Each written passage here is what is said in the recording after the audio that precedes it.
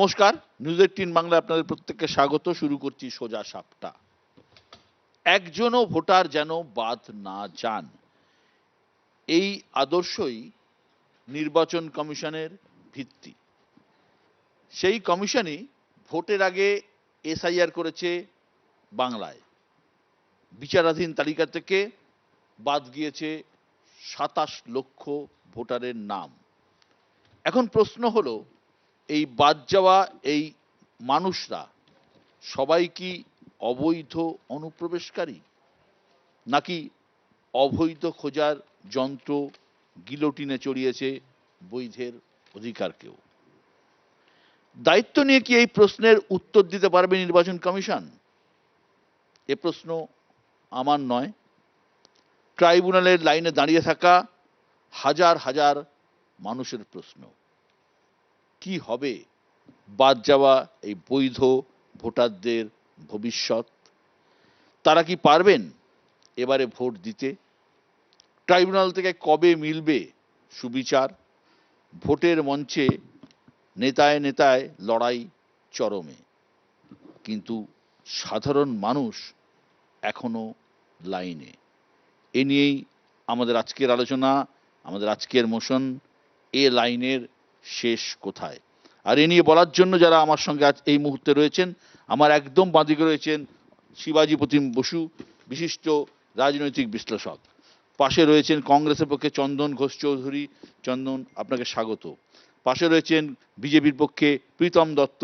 প্রীতম, আপনাকেও স্বাগত। আমার একদম ডান দিকে রয়েছেন রাজনৈতিক বিশ্লেষক নীলাদ্রি বন্দ্যোপাধ্যায়। নীলাদ্রিদা, স্বাগত। পাশে রয়েছেন চন্দন চট্টোপাধ্যায়, সিপিআইএম এর। চন্দন, আপনাকেও স্বাগত। এবং রয়েছেন অরূপ চক্রবর্তী, তৃণমূল কংগ্রেসের পক্ষে।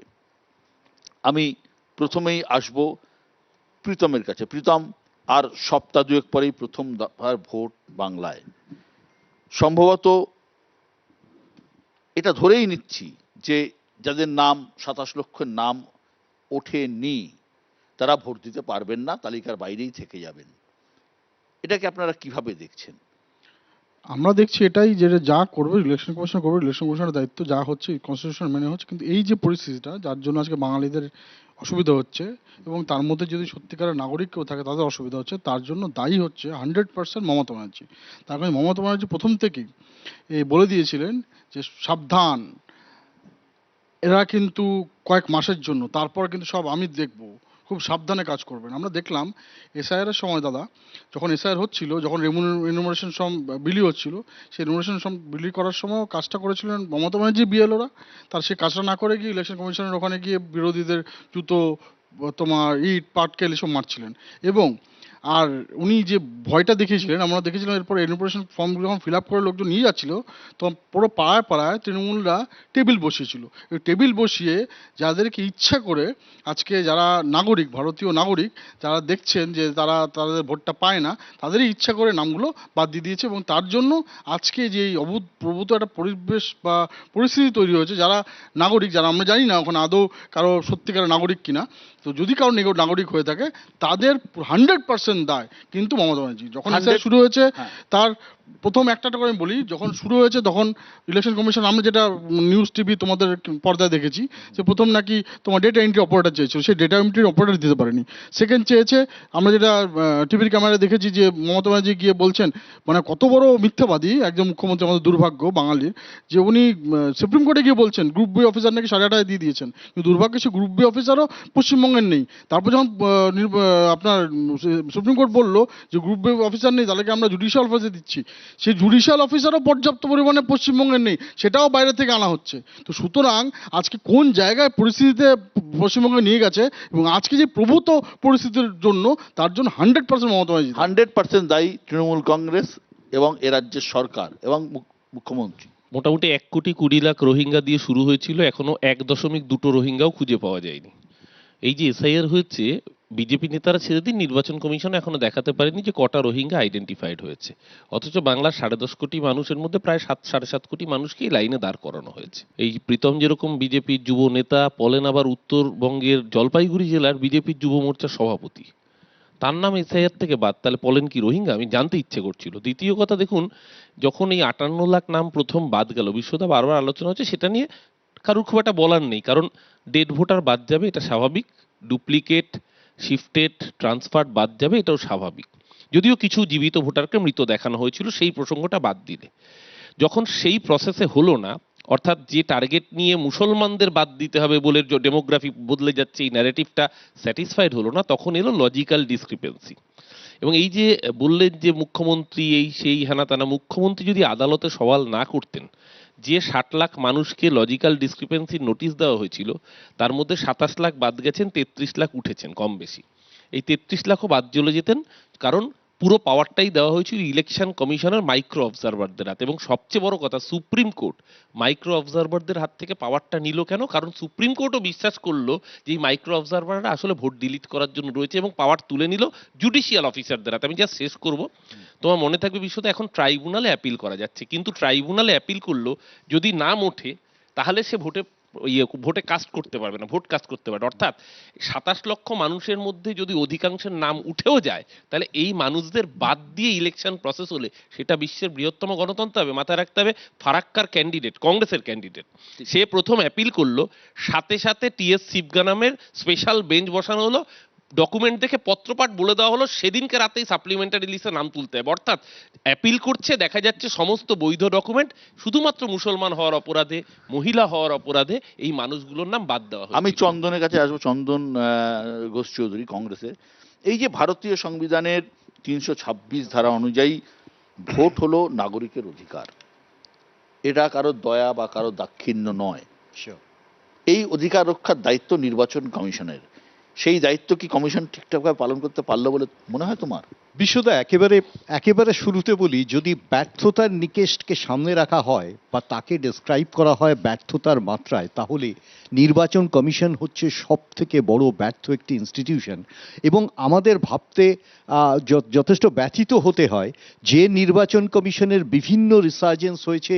আমরা টিএন সেশনের মতো মানুষকে দেখেছি, কংগ্রেস সরকার থাকাকালীন অনেক ক্ষেত্রে তাদের সাথে ওপিনিয়ন আমাদের মেলেনি, কিন্তু এত নির্লজ্জভাবে একটা ইনস্টিটিউশন, স্বয়ংক্রিয় ইনস্টিটিউশন, তারা নিজেকে আত্মসমর্পণ করবে এটা আমরা ভাবতে পারিনি। বা আজকের শুধু কথা নয়, একেবারে মহারাষ্ট্রের নির্বাচনের পরে হরিয়ানার পরে দিল্লি, আমরা বারবার ডকুমেন্টেশন করে প্রমাণ করেছি, আমাদের নেতা Rahul Gandhi power point presentation করে আমরা প্রমাণ করেছি যে কোথায় কোথায় ব্যর্থতা, যেগুলো এরা এসআইআর করার আগে নিজেকে মুক্ত করতে পারতেন। কিন্তু একটা নির্লজ্জতা কাজ করেছে, এটা নিয়ে কোনো সন্দেহ নেই।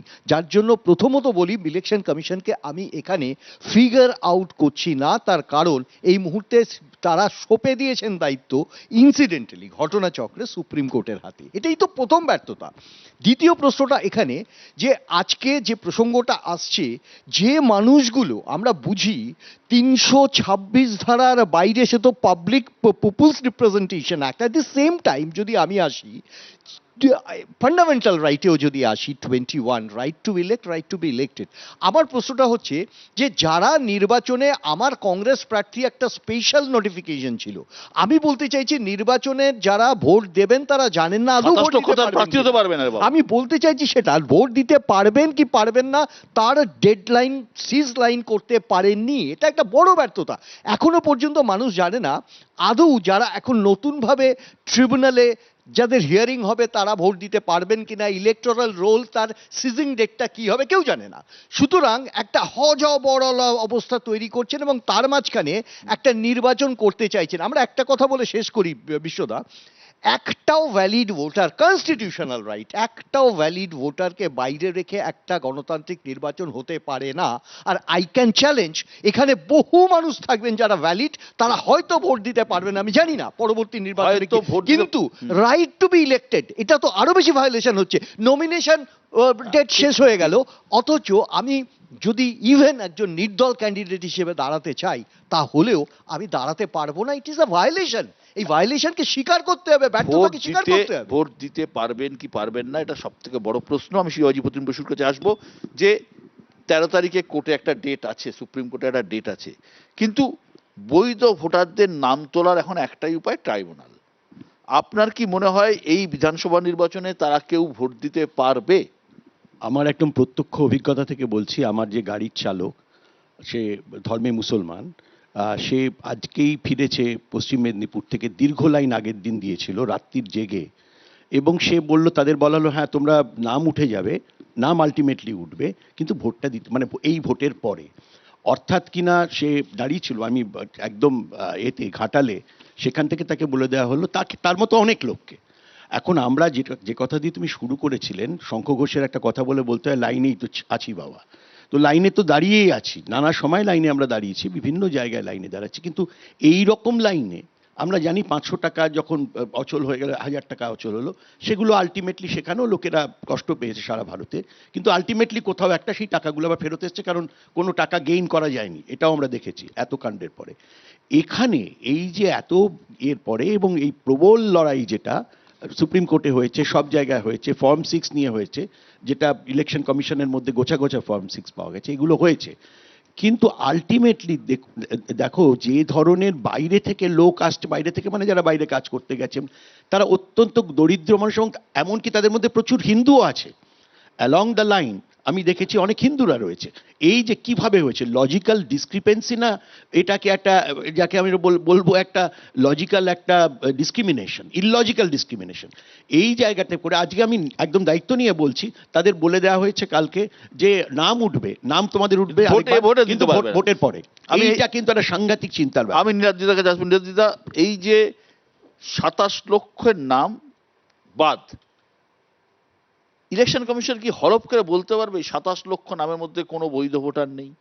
না না বিশ্বদা, 90,83,000-এর নাম বাদ, শুধু 27 ধরবেন না, 90,83,000 ছোট করে দেখানো উচিত নয় এটা। এবার দু ধরনের ফিডব্যাক আসছে, ইলেকশন কমিশন তো বলবেনই, তারা বলছেন এটা হচ্ছে কি তারা বৈধতা বলেন না, এরা হচ্ছে অনুপযুক্ত ভোটার, আর তৃণমূল কংগ্রেস বলছে এরা আমাদের ভোটার, তাদের কেটে দেওয়া হয়েছে।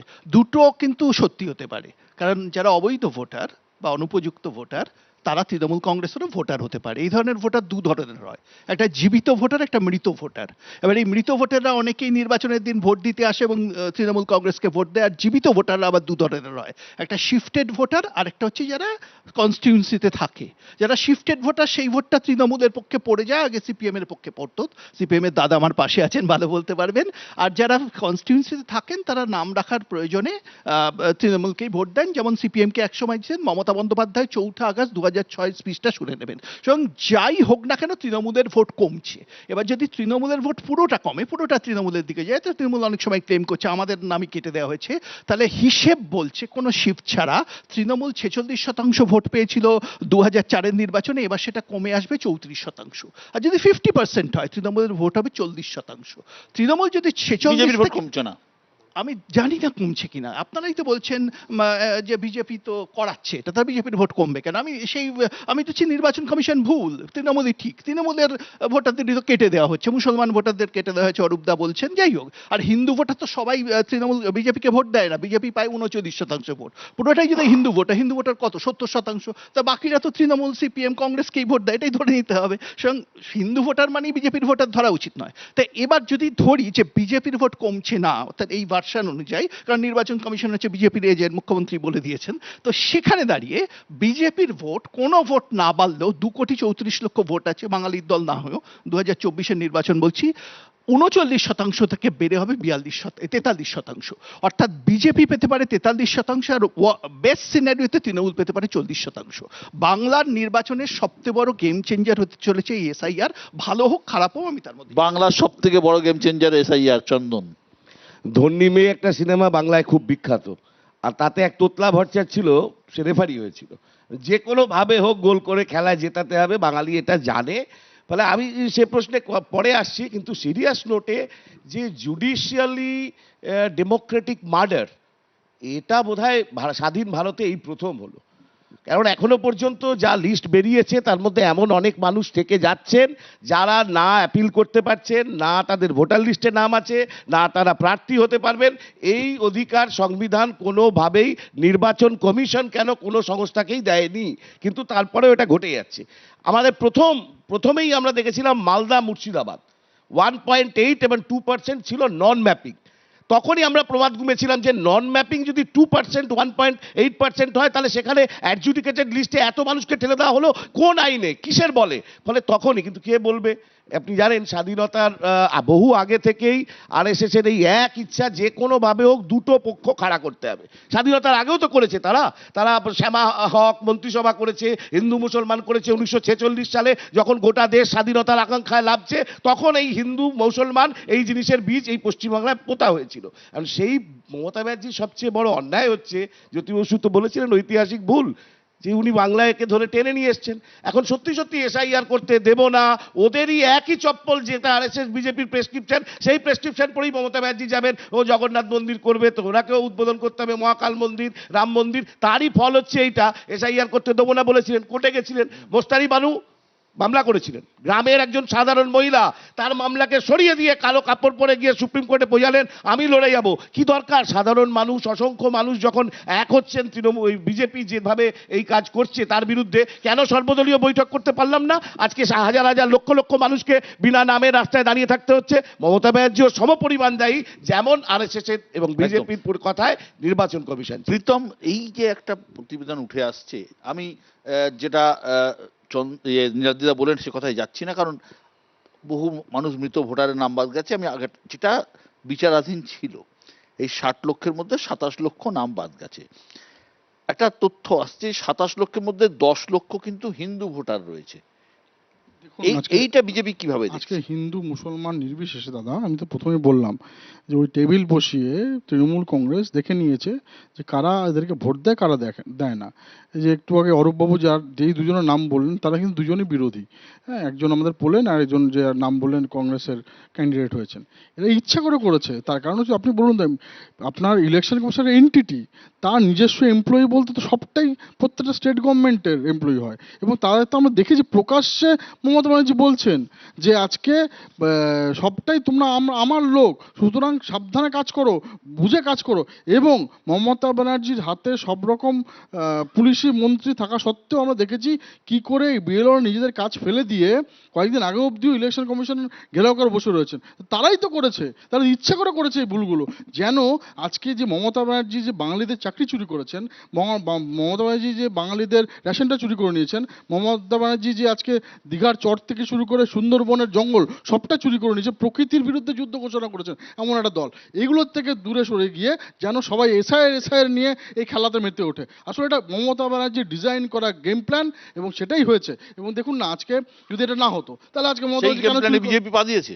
কোনো বিজেপি কেন বাদ দেবে? বিজেপি আর আপনার ইলেকশন কমিশন এক নয়, এটা আপনার বারবার বলছেন। বিজেপি ইজ ডিফারেন্ট, আমরা পলিটিক্যাল পার্টি, আমরা তো বলছি নাম বাদ হোক না হোক, অ্যাডিশন হোক ডিলিশন হোক, বাংলার মানুষ মন বানিয়ে ফেলেছে যে চোরেদার সরকারকে রাখবে না।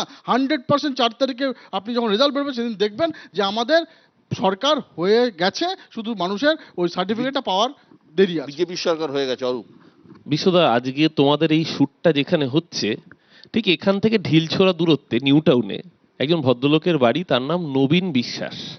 তোমাদের মনে থাকবে, তোমাদের ক্যামেরাও ফলো করেছিল 2024 লোকসভা নির্বাচনের আগে নবীন বিশ্বাসের স্ত্রী রান্না করেছিলেন, আর পাত পেরে বসে খেয়েছিলেন অমিত শাহ।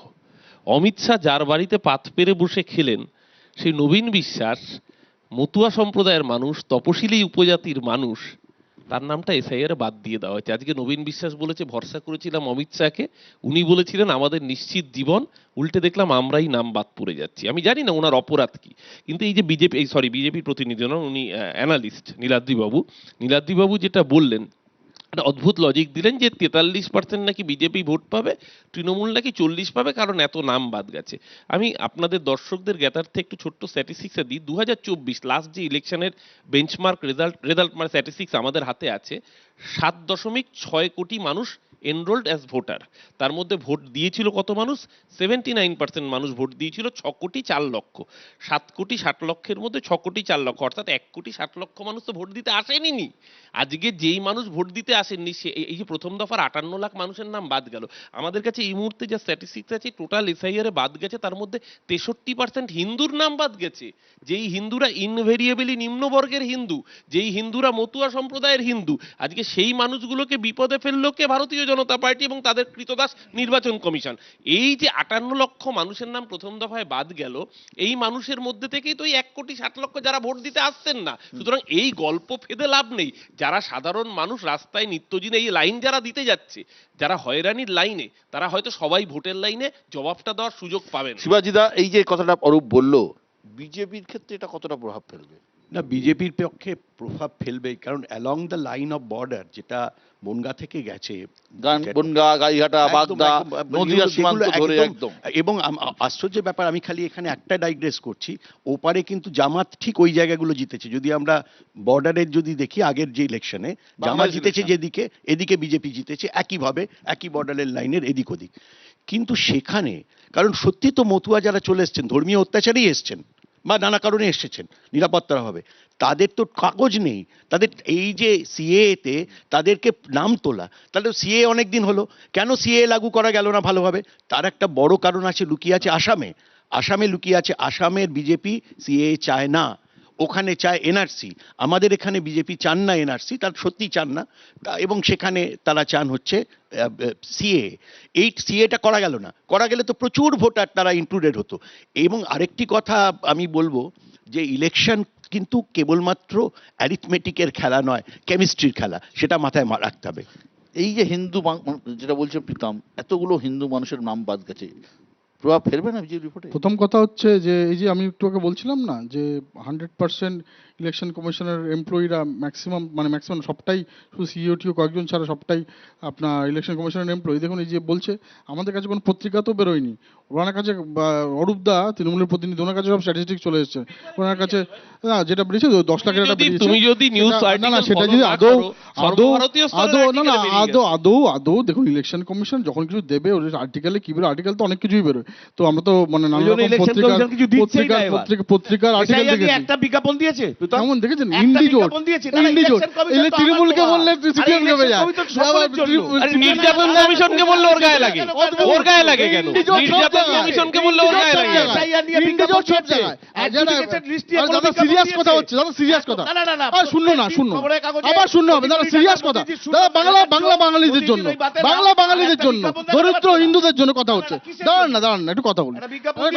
দরিদ্র বাঙালিদের যে কথা হচ্ছে, এবার ধরুন আজকে সিএটা হচ্ছে 2019-এ। আপনি দেখেছেন একটা রাষ্ট্রশক্তি যে এই স্টেটের যে পাওয়ারে আছে, তিনি ভারতবর্ষে একটা আইন সম্বন্ধে যিনি মুখ্যমন্ত্রী হয়েছেন, কনস্টিটিউশনকে শপথ নিয়ে মুখ্যমন্ত্রী হয়েছেন, অথচ তিনি কি করে মিথ্যা প্রলাপ বকেছেন, কি করে ভয় পাইয়ে দিয়েছেন, কি করে দরিদ্র মুসলমানদের খেপিয়ে দিয়ে তোমার ট্যাক্সের টাকায় পুড়িয়ে দিয়েছেন, তোমার হাজারদুয়ারি থেকে ট্রেন থেকে শুরু করে স্টেশন থেকে শুরু করে সব কেন করেছেন?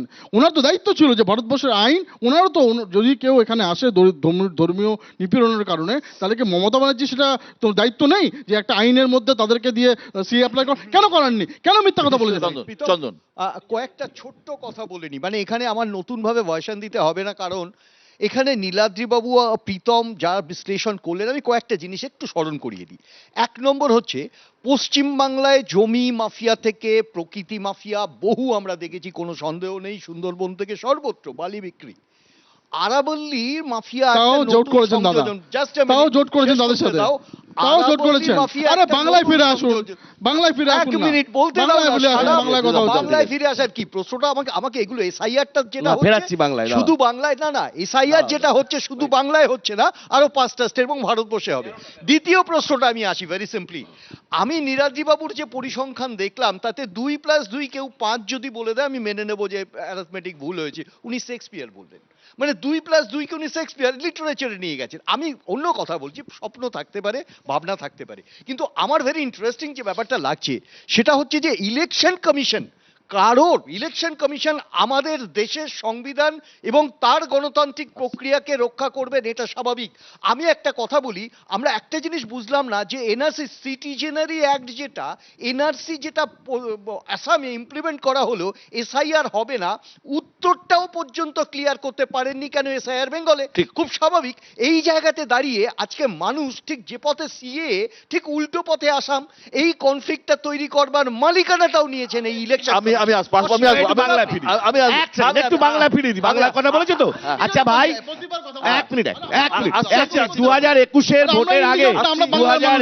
ভোটের আগে सबको जेल के सलाखों के पीछे डालेंगे। আমার ডায়লগ না, অমিত স্যার ডায়লগ। এমনি লড়াই লড়েছে। পার্থবাবু জেলের বাইরে, বালু জেলের বাইরে, অনুব্রত জেলের বাইরে, মদন বাবু জেলের বাইরে, মায় সুদীপ্ত সেনও জেলের বাইরে। আপনারা ক্যান্ডিডেট করবেন? এই তুমি একটা নাম ভুলে গেছো। কুণাল দাকে জিজ্ঞেস করো, তুমি অরূপ একটা দাকে নাম জিজ্ঞেস করো, অরূপ দাকে জিজ্ঞেস করো। চলো, আপনি ঠিক বলেছেন, আপনি একটা নাম ভুলে গেছেন, তার নাম বিনা বিজয়ন, পিনারাই বিজয়নের মেয়ে। না, সেও আপনি জেলের একটা বাইরে, না, দুটো সেও নাম- জেলের বাইরে, আপনারা চেপে- সেও জেলের বাইরে।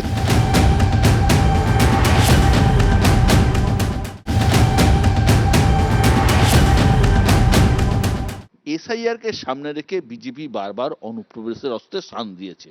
প্রধানমন্ত্রী ফের বলেছেন যে বিজেপি ক্ষমতায় এলে অনুপ্রবেশকারীদের দেশ থেকে বার করে দেওয়া হবে, কিন্তু এসআইআর এ বৈধ ভোটারদের নাম বাদ চলে গেলে বিজেপির এই অনুপ্রবেশ ইস্যু কি ধাক্কা খাবে না? না, দুটোর মধ্যে কোনো সম্পর্ক আমি দেখি না। এসআইআর এর উদ্দেশ্য কি বিশ্বদা? এটা হচ্ছে ভুয়ো ভোটারদের আইডেন্টিফাই করা এবং তাদের নাম কাটা। 27 লক্ষ কি ভোটার আপনি মনে করেন? আমি কিছু জানি না, আমি তৃণমূলের কথাটাই ধরছি। তৃণমূল বলছে আমাদের ভোটার, আমি ধরছি তৃণমূলের 27 লক্ষ বাদ যাবে, কারণ আমি তৃণমূলের কথাটা বিশ্বাস করছি সেই ভিত্তিতে। আচ্ছা বিশ্বদা, এই এসআইআর নিয়ে নিউজ 18 ভোট ভাইবের একটা সমীক্ষা দেখছিলাম নিউজ 18-এ, আপনাদের চ্যানেলও নিশ্চয়ই চলেছে। প্রশ্নটা ছিল, what is your opinion on the SIR process? SIR process নিয়ে আপনাদের মতামত কি? পশ্চিমবঙ্গের মানুষকে জিজ্ঞেস করা হয়েছিল। রুটিন অ্যান্ড রিকোয়ার্ড বলেছে 66% মানুষ, এবং এটা নিউজ 18 বলছে, কিন্তু অন্য কেউ বলছে না, না। কিন্তু তা বলে এরকম বাঁকা পথে কেন? যে প্রসেস বাঁকা পথে কেন? আপনি বিজ্ঞপ্তি দেবেন, মানুষ যাবে, এবার আসি লাইন হবে। বিজেপির এজেন্সি নেওয়ার প্রসঙ্গ। আপনারা রাতের অন্ধকারে বাঁকা পথে নাম কেন দিচ্ছেন বিশ্বদা, কেন? এক সেকেন্ড, আমার ব্যক্তিগতভাবে মনে হয় এখানে অঙ্ক বলছে পশ্চিমবঙ্গে বিজেপি জিতছে, ক্ষমতায় আসছে, কিন্তু আবেগ বলছে মমতা। আবেগ এখনো মমতার সাথে। একদম ঠিক বলেছেন, এটা সমীক্ষাতে এসছে। এসআইআর এ 70% মানুষ চাইছেন এসআইআর হোক। 70% ওই সমীক্ষাতে এটাও এসছে 43% মানুষ মুখ্যমন্ত্রী মমতা বন্দ্যোপাধ্যায়কে চাইছেন, 100 বার। এবং তার সেই জন্য replacement- উনি বলছেন মমতাও আমি থাকুক, আবেগ বলছে মোদিও থাকুক। মমতা, সেটিং নৈতিক জয়। আপনি সেটিং এর কথা বিজেপি বলছেন। জিতলেও আমি নৈতিক আমি জয় আমি মমতার। আমি অরূপের কাছে আসছি। অরূপ, এ রাজ্যে এমন 69টি বিধানসভা আসন রয়েছে যেখানে জয়ের ব্যবধান 10,000-এর কম। এর মধ্যে 35টি এমন আসন রয়েছে যেখানে জয়ের ব্যবধান 5,000-এরও কম, এবং এই আসনগুলোতে আমি যদি দেখি তাহলে 5 থেকে 7 গুণ ভোটার কাটা গেছে, ভোটারের নাম কাটা গেছে। এর কতটা প্রভাব এই আসনগুলোর হার জিতে পড়তে পারে? ট্রু বিশ্বদা, এবার দেখো প্রথম দফায় যে নাম বাদ গেল 58 লাখ, এই নাম বাদটা ইউনিফর্ম, মানে যে মারা গেছে তার নাম বাদ গেছে, যে ডাবল এন্ট্রি তার নাম বাদ গেছে, এখানে কোনো পলিটিক্যাল সিগনিফিকেন্স নেই। তার মানে যেই ভোটারের নাম বাদ গেছে সে যে তৃণমূলের ভোটার সেটা আইডেন্টিফাই করা যাবে না, বা বিজেপির ভোটার বা কংগ্রেসের ভোটার, সবার মধ্যে ছড়িয়ে রয়েছে। এইখানেই এলো লজিক্যাল ডিসক্রিপেন্সি এবং আন্ডার অ্যাডজুডিকেশন। বেছে বেছে তুমি যদি লিস্টটা দেখো, হাইয়েস্ট নাম্বার অফ কেসেস আসলো মুর্শিদাবাদ থেকে, তারপরেই মালদা থেকে, তারপরে উত্তর দিনাজপুর, তারপরে উত্তর 24 পরগনা 5,61,000, দক্ষিণ 24 পরগনা 5,22,000, উত্তর দিনাজপুর এবং পূর্ব বর্ধমান। অর্থাৎ এই 60 লাখের মধ্যে 40 লাখ 6টা জেলা কন্ট্রিবিউট করলো, এবং যেই জেলা মূলত সংখ্যালঘু সম্প্রদায়ের একটা সিগনিফিকেন্স ফুটফল রয়েছে, এবং মহিলাদের নাম বেছে বেছে বাদ।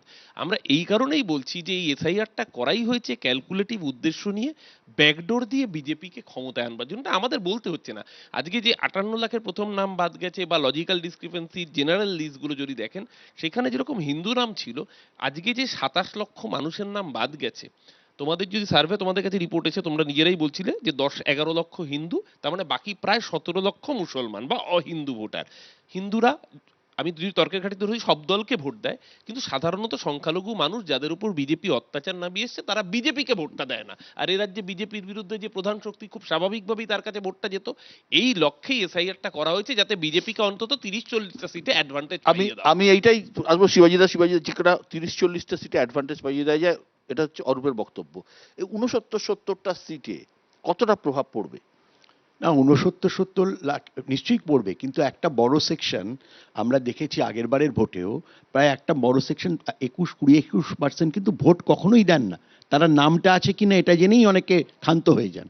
তো আলটিমেটলি যেটা আমি বলছি, বাংলায় ট্র্যাডিশন হয়ে দাঁড়িয়েছে, বিশ্ব এটা বামফ্রন্টের সময় থেকেই আরো বেশি করে হয়েছে, যে ইলেকশনটা কিন্তু করাতে হয় বলতে ভোটের অবধি অর্গানাইজেশন, অর্থাৎ অর্গানাইজেশন স্পিক্স আলটিমেটলি। অর্থাৎ এরা যারা আছেন রইলেন রিমাইন্ডার, তারা সবাইকে ভোট দিতে যাবে, সেটা কিন্তু অনেকখানি শেষ পর্যন্ত রাজনৈতিক প্রশ্ন, এটা নয়, এটা কোনো আইনি প্রশ্ন নয়। দ্বিতীয়ত কথা, আমি একটা খালি কথা বলছি যেটা নিয়ে বারবার এসছে, আজকে বহু বড় মিডিয়া কিন্তু আর করছে না, ওপিনিয়ন পোল করছে না, ইত্যাদি করছে না। একটা বড় মিডিয়া বাংলাই বলে দিচ্ছে আমরা ওপিনিয়ন পোল করব না। কেন? একটা ব্যাপার দেখা যাচ্ছে, যাদের ওপিনিয়ন নেওয়া, আমার ফোন আসছে, আপনি কাকে ভোট দেবেন এই অঞ্চলে, এরকম টাইপের, বা এটা করছেন কিনা। মিউট একটা বড় অংশ হয়েছে, মিউট যারা নির্বাক, তারা কিন্তু এই ওপিনিয়ন পোলে অংশ নয়। যাদের ফোন আছে, যাদের হচ্ছে, তাদের কত পার্সেন্ট, কত লোকের কাছে গিয়ে এই 69, আমি নিউজ 18 বাংলার কোনো সমীক্ষাকে চ্যালেঞ্জ করছি না, আমি খালি বলছি কত পার্সেন্ট লোকের কাছে গিয়ে এটা বেরিয়েছে। সো দিস ইজ সামথিং, এর ওপর ডিপেন্ড করে যদি আমরা মনে করি যে একটা কিছু হবে, সেটা কিন্তু অনেক ক্ষেত্রে হয় না, অনেক সময় দেখেছি আমরা। একদম। আমি যেটা আসবো প্রীতমের কাছে। প্রীতম, তৃণমূলের অভিযোগ বেছে বেছে মুসলমান ভোটারদের নাম কাটা হচ্ছে এবং বিজেপি থেকে ব্যাকডোর থেকে জিতিয়ে দেওয়ার চেষ্টা হচ্ছে, এটা অরূপের বক্তব্য। না, তৃণমূল অনেক কথাই বলতে পারে দাদা, কিন্তু আজকে দেখুন আমরা 100% জানি যে আমরা জিততে চলেছি। তার কারণ হচ্ছে যে আজকে কেউ কোনো বাংলার মহিলা পুরুষ নির্বিশেষে, কোনো মহিলা বিশেষ করে ওই রাত 8টার পরেও তারা যেন কাজ করতে পারে, তার পরিবেশ একমাত্র ভারতীয় জনতা পার্টি দিতে পারবে। রাত্রিবেলার জন্য কাজ করতে পারে, ভারতীয় জনতা পার্টি দিতে পারবে। তার কারণ মুখ্যমন্ত্রী নিজে অলরেডি হেরে বসে আছেন। তিনি বাংলার মানুষকে বলছেন যে জুম্মাবারে শুক্রবার দিন তো ওটা হবেই, কেন বেরোবেন। একটা কথা, বেলডাঙ্গাতে যখন ঝামেলা হচ্ছিল, আপনাদেরই সহকর্মীরা, সাংবাদিকরা মার খাচ্ছিল, তখন উনি বলছেন কেন গেছে খবর করতে, মানে আপনারা যাবেন না খবর করতে। আইনের উপর ভরসা ফেরাবে বিজেপি। না, আইনের উপর ভরসা ফিরলে কি হয়, ধরুন নীরব মোদীরা দেশ ছেড়ে সুবিধা মতো পালিয়ে যেতে পারে, মেহুল চোকসিরা চলে যেতে পারে। আমি প্রীতমকে দোষ দিন, আসলে প্রীতম তো খুব বেশি দিন বিজেপি হয়নি, ও তৃণমূল থেকে এখনো গায়ের গন্ধটা মুছেছে হয়তো, কিন্তু খুব বেশি দিন হয়নি, তাই ওর মনে হচ্ছে। কিন্তু প্রীতম নিজে হয়তো জানে বা জানে না যে উত্তরবঙ্গেরই ওদের বিজেপির কার্যালয়ে ওদেরই মহিলা নেত্রী, তাকে ধর্ষণের অভিযোগ উঠেছে এবং করছে কে, ওদেরই দলের নেতা। সারা ভারতবর্ষে একমাত্র দল যারা রেপিস্টের সমর্থনে জাতীয় পতাকা নিয়ে মিছিল করেছে, কুলদীপ সিং সেঙ্গারের হয়ে। একমাত্র দল যারা ধর্ষণকে লেজিটিমাইজ করেছে, আশারাম বাপুকে প্যারোল দিয়ে, রাম রহিমকে প্যারোল দিয়ে। একমাত্র দল যার এমএলএ জেল থেকে বের করে এনে মালা পরাচ্ছ, ঠিক আছে। মুনিরত্না কেরালে কর্ণাটকের বিধায়ক, এক্সিস্টিং বিধায়ক, যে তার মহিলা সহকর্মীকে অফিসে ডেকে ধর্ষণ করছে এবং ধর্ষণ করে ভাইরাল ইনজেকশন শরীরে পুশ করে দিচ্ছে, এবং তাকে পাশে রেখে প্রজ্জ্বল রেভান্নার হয়ে ভোট চাইছে নরেন্দ্র মোদী। আমি চন্দনের কাছে। চন্দনদা, এই যে আরেকটা ইস্যু এবারে দেখছি ভোটের ময়দানে খুব চলছে, মুখ্যমন্ত্রী মমতা বন্দ্যোপাধ্যায় তো বলছেন মাছ মাংস বন্ধ করে দেবে, মোদী এসে বলে যাচ্ছেন যে আমাদের বাঙালিদের মাছ এবং মাছের ব্যাপার, মাছ চাষে কতটা ব্যবসা পিছিয়ে পড়ছে বাঙালি, এবং বিহার থেকে মাছ আনতে হচ্ছে বাংলাকে। এই মাছ মাংস ভোটে বাঙালি আবেগ হিসেবে কতটা কাজে দেবে? খুব সুন্দর প্রশ্ন। এই মাছ নিয়েই যত গোলমাল, শত্রুঘ্ন সিনহা একবার বলে ফেললেন, গুজরাটি যিনি তিনি আবার বলে ফেললেন মাছ মাংস খাওয়া। এখন বাংলার বাইরে যত পরিযায়ী শ্রমিক আমাদের কাজ করতে যায়, বিজেপি ওদের দুটো জিনিস পরে চিনতে পারে যে ওরা বাংলাদেশি, এক লুঙ্গি পরা আর দুই মাছ খাচ্ছে, এই দুটো দেখে ওরা ধরে নেয় যে এগুলো বাংলাদেশি। আর বিপদে পড়েছে বাঙালি যতদিন বামফ্রন্ট সরকার ছিল, মাছ উৎপাদনে আর চাল উৎপাদনে আমরা দেশের 1 নম্বর। এখনো মাছের যা ডিমান্ড বাড়ছে, তাতে হায়দ্রাবাদ থেকে, অন্ধ্রপ্রদেশ থেকে মাছ অনেকদিন ধরেই আসছে, এখনো আসছে। মোদিজি হঠাৎ মাছ নিয়ে চিন্তা থেকেই আমার একবার মনে হচ্ছে, ওই যে আইনের ব্যাপারটা বললেন না, মোদিজি বলেছেন দেশের আইন মেনে চলবেন, তাহলে একটা গল্প শুনুন। অনুব্রত মণ্ডল তিহার জেলে আছেন, অনুব্রত মণ্ডল বাইরে বেরিয়ে গেলেন, ছাড় পেয়ে গেলেন, কি করলো জানেন? আজকে অরূপের গায়ে লাগবে, বাংলা বাংলা বলে এত কথা বলছে, গোটা দিল্লি শহরে নাকি অনুব্রতর পিটিশনটার বাংলা করে পড়ে দেওয়ার কেউ ছিল না। সেদিন বাংলার জন্য কোনো দরদ না তৃণমূলের না বিজেপির, আর আজকে বাংলায় এসে মাছের জন্য দরদ, বাংলার জন্য দরদ, যতই করো হামলা জিতবে নাকি বাংলা বলে গলা ফাটাচ্ছে। আর অনুব্রত ছাড় পেল, বাংলাটাকে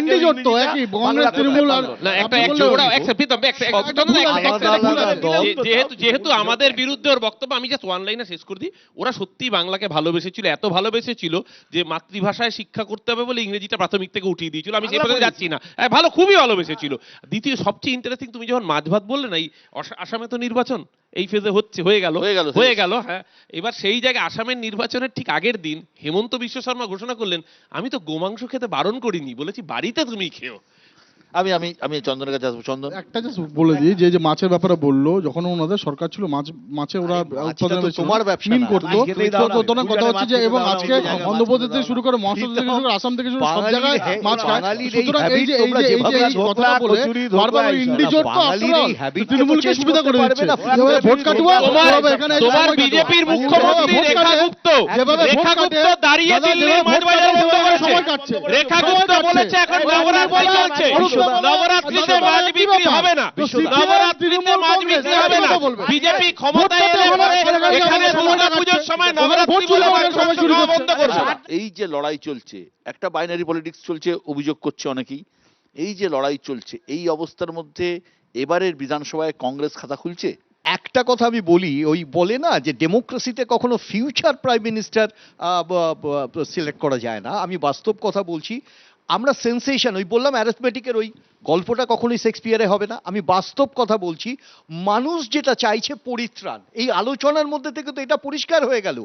একদিকে যেমন বিজেপির একটা অত্যাচারী মনোভাব, এটা তো অস্বীকার করে লাভ নেই। মাছ মাংস নিয়েও, ফুড হ্যাবিট নিয়ে, ল্যাঙ্গুয়েজ নিয়ে প্রত্যেকটা জায়গাতে এই কনফিউশন আছে।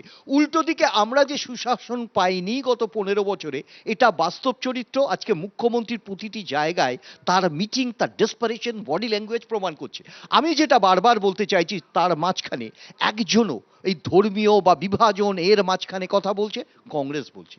আমি এটা বলতে পারি, মানুষ উন্নয়ন চায়, মানুষ শিক্ষা চায়। চন্দনদা পরের দিন শোকজ খাবে পার্টির কাছে। 15 বছরে 2 বছর তোমার জোট সঙ্গে ছিল, এই 15 বছরে 2 বছর তুমিও সরকারে ছিলে। এই যে বললো 15 বছর সুশাসন পাইনি, এ পার্টির কাছে শোকজ খাবে তো। মুশকিলটা হচ্ছে যে আমরা এখানে লড়াই করতে এসেছি ভাষা নিয়ে, একে অপরের কণ্ঠর শক্তি নিয়ে নয়। আমি যেটা বলতে চাইছি, মানুষ যেটা চাইছে তাতে যদি মনে করে মানুষ Congress is the fittest one, মানুষ সেটা বেছে নেবে। আমি ক্লেম করতে আসি না, আমি শুধু বলতে এসেছি আমরা কি বলতে চাই। নীলাদ্রিদা, প্রধানমন্ত্রী বলেছেন পরিবর্তনের ঝড় উঠেছে, তৃণমূল সরকার যাওয়ার লক্ষণ, বিজেপি বাংলায় ক্ষমতা এলে সবকা সাথ সবকা বিকাশ, সবকা হিসাব হবে, যারা বাংলাকে লুটেছে সবার হিসাব হবে। না, প্রধানমন্ত্রী সম্ভবত বলতে চাইছেন পরিবর্তনের তো একটা তো অ্যান্টি এস্টাবলিশমেন্ট থাকবেই। 15 বছরের সরকার চলছে, আমি কারো পক্ষ নিয়ে বলছি না। আর পরিবর্তনের অল্টারনেটিভটা কি? বিজেপি। এই মুহূর্তে দাঁড়িয়ে একটাই অল্টারনেটিভ, বিজেপি। কিন্তু এখানে কংগ্রেস আর সিপিএম এর একটা বড় ভূমিকা আছে, সেটা সম্ভবত প্রধানমন্ত্রী বলেননি। কংগ্রেস এবং সিপিএম যত ভোট পাবে, তৃণমূল বিরোধী ভোট পাবে, তার মানে তৃণমূল বিরোধী ভোটটা ভাগ হয়ে যাবে। অর্থাৎ কংগ্রেস এবং সিপিএম কে ভোট দেওয়া মানে তৃণমূলকে ভোট দেওয়া। উল্টোটাও এই হতে একটা পারে। অলিখিত যে জোট কংগ্রেস আছে, CPM যেখানে জিতবে। এই একটা অলিখিত না, না, জোট ধরুন, আছে। এই যে ঝগড়াটা কিন্তু ঝগড়া নয়, ঝগড়ার মধ্যেও একটা ভালোবাসা থাকে। এক সেকেন্ড, ধরুন মুর্শিদাবাদের কোন একটা জায়গায় আপনারা ভোট পাচ্ছেন এমন আমরা যেটা কেউ আপনারা নই, জিতবেন না। আমরা কেউ নই। বিজেপি জিতবে, বাংলার মানুষ বলবে। বিজেপি জিতবে না, তাহলে সেই জায়গায় কংগ্রেস সিপিএম এর ভোটটা আপনারা কাটতে যাচ্ছেন কেন? বিজেপি তাহলে ভোট কাটুয়া তো আপনারাও। এ তো বহরমপুর প্রমাণ। চন্দন, বহরমপুর প্রমাণ, বহরমপুর হচ্ছে প্রমাণ। অধীর চৌধুরীকে হারিয়েছে বিজেপি, অধীর চৌধুরীকে হারিয়ে তৃণমূলকে দিয়েছে বিজেপি। আসবাজিদা, এবারের ভোটে একটা খুব ইন্টারেস্টিং বিষয় যেটা আমাদের আলোচনায় উঠে আসলো, এবং আমিও বিভিন্ন জেলায় ঘুরে ঘুরে তার আঁচ কিছুটা পাচ্ছি, সেটা হচ্ছে ভোট কাটুয়া কারা। এক খুব ইন্টারেস্টিং, মুর্শিদাবাদ, মালদা, দিনাজপুর, বিভিন্ন জায়গায় এবার কংগ্রেস সিপিএম আলাদা লড়ছে, তার আলাদা প্রার্থী দিয়েছে। কংগ্রেস মুর্শিদাবাদ, মালদা, দিনাজপুরে স্ট্রং। আবার বামেরা তাদের প্রার্থী তালিকায় প্রচুর নতুন মুখ এনেছে। এবার বহু জায়গায় এমন হতে পারে কংগ্রেস এবং বাম বেশি ভোট টেনে নিলে বিজেপি তৃণমূল বোথ সাইডে হারা জেতার সম্ভাবনা তৈরি হচ্ছে। এটা কিভাবে দেখছেন?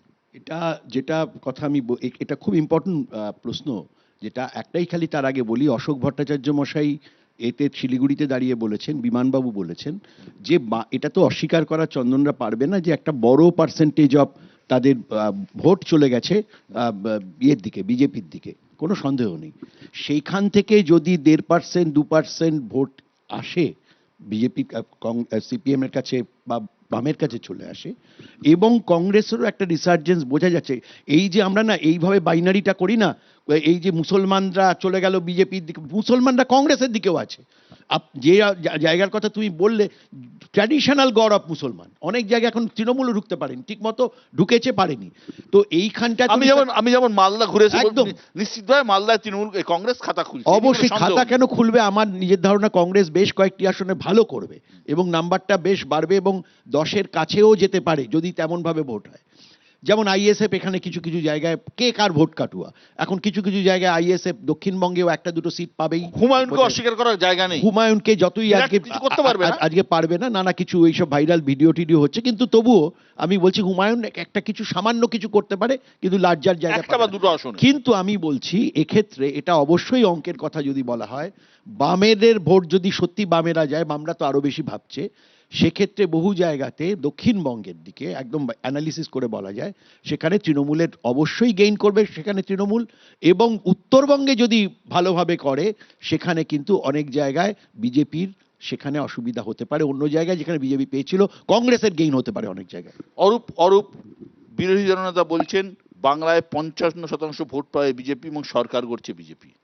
বিশদা, এখনো পর্যন্ত ভারত সরকার স্বপ্ন দেখার উপর জিএসটি লাগায়নি। তো যেহেতু স্বপ্ন দেখায় কোনো জিএসটি নেই, তাই যদি কেউ দিবা স্বপ্নে পোলাও রান্না করে 1 কেজি চালে 5 কেজি ঘি ঢালবে, তাতে আপত্তির কিছু নেই। কিন্তু লিডার অফ অপোজিশন এটা খুব পরিষ্কার করে জানেন যে ভবানীপুরে তো লোডশেডিং হয় না, আর কাউন্টিং হলে লোডশেডিং না হলে শুভেন্দু অধিকারী এমএলএ হয় না। তাই ওটা উনি মাথায় রাখুন। এবার নন্দীগ্রামের মাটি যে সাম্প্রদায়িকতার বীজ বাষ্পে অপবিত্র করেছেন, ওপরওয়ালাই নির্দেশ দিয়েছেন নন্দীগ্রামের মাটিকে পবিত্র কর, আর ভবানীপুরে 50,000-এর বেশি ভোটে লোডশেডিং অধিকারীকে ভবানীপুর কলকাতার মানুষ জবাব দেবে, ওর আমও যাবে ছালাও যাবে। আজকে দেখুন, আজকে কি বলুন তো, যখন এই যে ভবানীপুরের কথা বললো, ভবানীপুরের মানুষ আর বাংলার মানুষ তো আলাদা কিছু নয়। বাংলার মানুষ আর ভবানীপুরের মানুষ দেখতে পাচ্ছে। সেদিনকে আমি তো নাম ধরে বলছি, ঝন্টু বলে একটি ওনাদের কার্য মানে লোক আর কি, সে ওই সিপিএমের কায়দায় এক জায়গায় সাদা থান পাঠিয়ে দিয়েছিল, সাথে সাথে অ্যারেস্ট হয়েছে এবং সে ভবানীপুর থেকে পালিয়ে অন্য জায়গায় চলে গেছে। তো এই হচ্ছে চলছে, এটা প্রত্যেক মানুষের মধ্যে আছে। মানুষ বাঁচতে চাইছে। দেখছেন না, কালকে অভয়ার মা, সে ভোট চাইতে গেছিল, তৃণমূলীরা কি করে তাকে আক্রমণ করলো। তো সেই অভয়ার মার বিচারটা শুধু আপনার পানিহাটিতে হবে না, সারা পশ্চিমবঙ্গে হবে। অভয়ার মা তো বলে সারা যাকে বলা হচ্ছে, পশ্চিমবঙ্গে হবে। ওই ভদ্রমহিলা যে কুৎসিত ভাষায় মুখ্যমন্ত্রীকে আক্রমণ করেছেন, মমতা বন্দ্যোপাধ্যায়কে যে কুৎসিত ভাষায় আক্রমণ করেছেন, বাংলার মহিলারা তাকে জবাব দিয়েছে। আপনি মেয়ের মৃত্যুকে কেন্দ্র করে রাজনীতি করছেন। রাজনীতি করতে হলে সবার আগে তো সিবিআই কে ওকে ধরে দেওয়া উচিত ছিল। অমিত শাহ এসে দেখা পর্যন্ত করেনি। অমিত শাহ সাথে দেখা করতে চেয়েছিলেন রত্না দেবনাথ, অমিত শাহ দেখা পর্যন্ত করেনি। যেই সিবিআই তদন্ত করেছে তার বিরুদ্ধে তাহলে বিচার চাওয়া উচিত। সিবিআই এর মালিকের নাম কি? নরেন্দ্র মোদী আর অমিত শাহ। কার বিরুদ্ধে বলছেন উনি? কার বিরুদ্ধে বলছেন? চন্দনদা প্রচারের বাংলার মহিলাকে বারবার নানা রকম কথা বলে তাদেরকে বদনাম করেছেন, চন্দনদা নানা রকম কথা বলে, তার বিরুদ্ধে ভোটটা হবে। প্রচারের ময়দানে লালকে বেশ ভালোভাবেই চোখে পড়ছে। ভোট কি বাড়ছে? দেখুন, একটা বিপদ হচ্ছে কি, এতক্ষণ দীর্ঘ আলোচনায় আপনারা তো সাংবাদিকতা জীবনে নিশ্চয়ই দেখেছেন যে রাজনীতিতে নির্বাচন এলে মানুষের কাছে চাকরি, শিক্ষা, কর্মসংস্থান, পরিবেশ, সংস্কৃতি এগুলো ছিল আলোচ্য বিষয়। কিন্তু কি সুন্দরভাবে এই যেটা নীলাদিদা বললেন আর কি, একদম সঠিক, বাঁ দিকটা মমতার দিকে থাকে, ডান দিকটা মোদির দিকে থাকে, সেট করে দিয়েছেন এমন ভাবে আপনারা এর বাইরে আর ইন্ডিজোটটা আপনারা করছেন, অদ্ভুত ব্যাপার। এরা এখানে নাটক করে জিনিস নিয়ে আলোচনার কোনো সুযোগ নেই। একসাথে শিক্ষা ইন্ডিজোট নিয়ে আপনি মানে একসাথে ভারতবর্ষের নামটা বন্ধ করে দিচ্ছেন, তারপর নাম দিয়েছেন চাকরি কি? নেই, ইন্ডিজোট। চাকরি নিয়ে আলোচনা নেই, ইন্ডিজোট। লক্ষ লক্ষ বার বারবার যেখানে বলছি যে বিশ্ববঙ্গ কেন চাকরি সম্মেলন হচ্ছে, কোটি কোটি টাকা আসছে, মুখ্যমন্ত্রী বলছেন একটা শিল্পের ফ্যাক্টরির দেখা নেই। এগুলো নিয়ে তো আলোচনাই করতে পেলেন না। দুজনেই খুশি, অরূপ খুশি, পা নাড়াচ্ছে, শিক্ষা শিল্প নিয়ে আলোচনা করতে হলো না, শুধু পাঁচালি গিয়ে দাও। আর এরা খুশি হচ্ছে ভাই ও বায়নো, হিন্দু মুসলমান, হিন্দু মুসলমান, এটা করলেই লোকের পেট ভরে যাবে। আর এদিকে গ্যাস পাওয়া যাচ্ছে না, বাজারে দাম বাড়ছে। পোলারাইজেশন কখন হচ্ছে, আমি করবে? মানছি। একটা যদি তৃণমূল বিজেপির পোলারাইজেশন, একটা হিন্দু মুসলমান পোলারাইজেশন হচ্ছে, যেটা মুসলমান ভোট। আপনি একজন মুসলমান হিসেবে ভাবুন, আমার প্রচুর মুসলমান বন্ধু বান্ধব আছে, আমার ড্রাইভারও মুসলমান ঘটনাচক্রে, কিন্তু তাদের থেকে আমি শুনে গেছি দেখেছেন আপনি এখনো? হ্যাঁ হ্যাঁ, আমি এটা মুসলমান জানে RSS? আমি সবকা সাথ সবকা বিকাশে RSS জানে, বিশ্বাস সবকা করি। হিসাব তো হয় না। RSS ও জানে, মোদিজিও জানে। এটা জানে নরেন্দ্র RSS? মোদিও এই জানে, হচ্ছে ইন্ডিজোট। RSS ও জানে। দাঁড়াও। ইন্ডিজোট। ওনার ড্রাইভার কে সেটাও মোদিজি জানে, ওনার ড্রাইভার কে সেটাও মোদিজি জানে। এটা তো ভয়ঙ্কর ব্যাপার। আপনি এ তো মুসলিম ভয়ঙ্কর। ড্রাইভার নিয়ে ঘুরবেন আর আপনি মুসলিম বিজেপির পলিটিক্যাল বড় বড় বিজেপি। আস্তে আস্তে। আপনি মুসলিম ড্রাইভার নিয়ে ঘুরবেন আর মুসলমানের নাম ভোটার লিস্টে থাকলে আপনার ভয় করে। ঠিক আছে, শিবাজিদা শেষ করুন। এই যে অঙ্ক, রাজনীতিটা একটা জটিল অঙ্ক। এই অঙ্কে যে একটা বাইনারি পলিটিক্স তো আছে, নিয়ে কোনো সন্দেহ নেই। ধর্মের হাওয়া অত্যন্ত প্রবল, এটা নিয়েও কোনো সন্দেহ নেই। এর মধ্যে খুব বড় ফ্যাক্টর হয়ে যাবে কংগ্রেস এবং লেফটের ভোট, তাই তো? একদম। এবং এই ভোটটার আমি বলছি, এই ভোট অনেকখানি দেখব আমরা, এবং যে রিসার্জেন্স দেখতে পাচ্ছি লেফটের মধ্যে কিন্তু রিসার্জেন্স দেখছি, কংগ্রেসের মধ্যেও দুটো আলাদা হয়ে গিয়ে কিন্তু তার জায়গায় দেখছি। আমি মানে আশ্চর্য হব না যদি কংগ্রেসের বেশ কিছু আসন আমরা উত্তরের দিকে দেখি।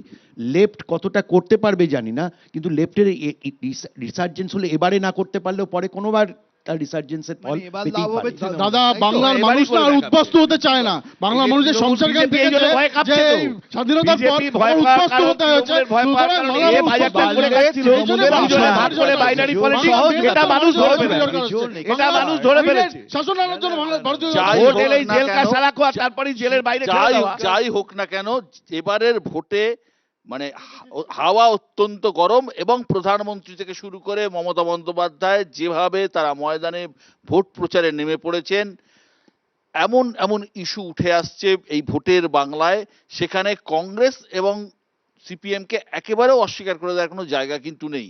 পাশাপাশি নজর রাখতে হচ্ছে আইএসএফ এর দিকেও, এবং হুমায়ুন কবির হয়তো বিরাট কোনো ফ্যাক্টর হবেন না, কিন্তু মুর্শিদাবাদের দু একটি আসনেও কিন্তু তার একটা সম্ভাবনা থাকলেও থাকতে পারে। যাই হোক, আমরা 4 তারিখের জন্য অপেক্ষা করব। 4 তারিখে ফলাফল বেরোবে, তার আগে এই আলোচনা চলতেই থাকবে, আমাদের তর্ক বিতর্ক সবই চলবে। ভালো থাকবেন।